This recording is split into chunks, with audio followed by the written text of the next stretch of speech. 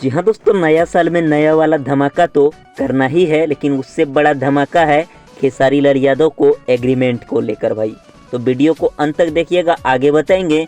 उससे पहले आप लोगों को बता दूं, नींबू खरबूजा भइल 40 मिलियन व्यूज क्रॉस कर चुका है। अभी तक भाई सबसे ज़्यादा बजने वाला गाना है नींबू खरबूजा भइल।